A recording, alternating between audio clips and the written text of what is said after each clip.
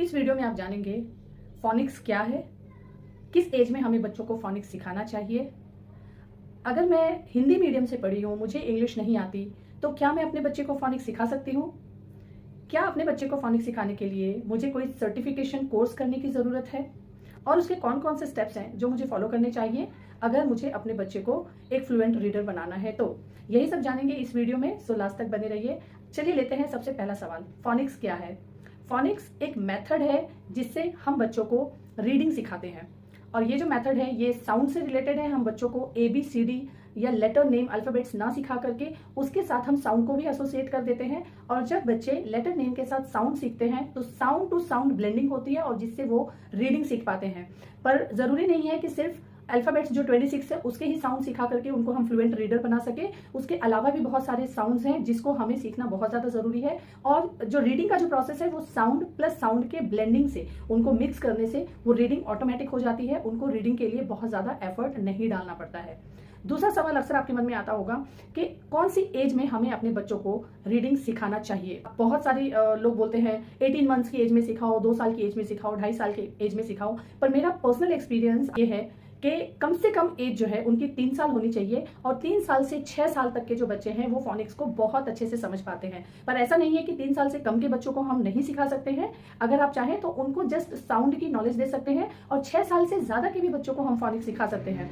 लेकिन जो learning ability है, जो ग्रास्पिंग पावर है, और जो एक बोलते हैं ना कि स्टार्टिंग से जो बेस बनेगा, वो 3 से 6 साल की जो एज है वो सबसे बेस्ट एज है बच्चों को फोनिक्स सिखाने का।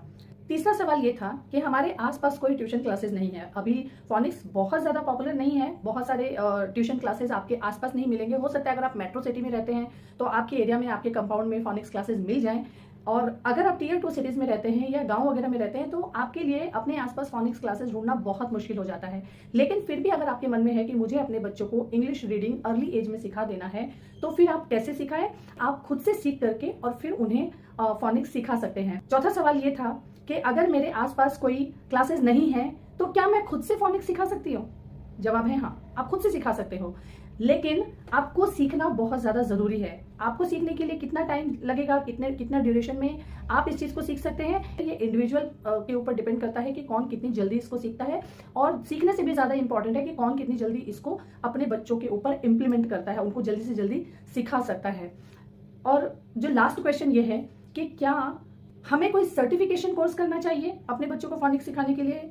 वेल, इसकी कोई ज़रूरत नहीं है। जब मैंने मेरी बेटी को रीडिंग सिखाया था, मैंने कोई कोर्स नहीं किया था। लेकिन बहुत ज़रूरी है कि आप सही मेथड का इस्तेमाल कीजिए। जब आप फोनिक्स सीखने निकलेंगे, जब तरह तरह की वीडियोस को एक्सप्लोर करेंगे, अलग अलग पोस्ट पढ़ेंगे, तो आपको बहुत सारे वेरिएशंस मिलेंगे। बहुत सारे लोग बोलेंगे आपको 42 साउंड्स होते हैं, बहुत सारे बोलेंगे 44 साउंड्स होते हैं।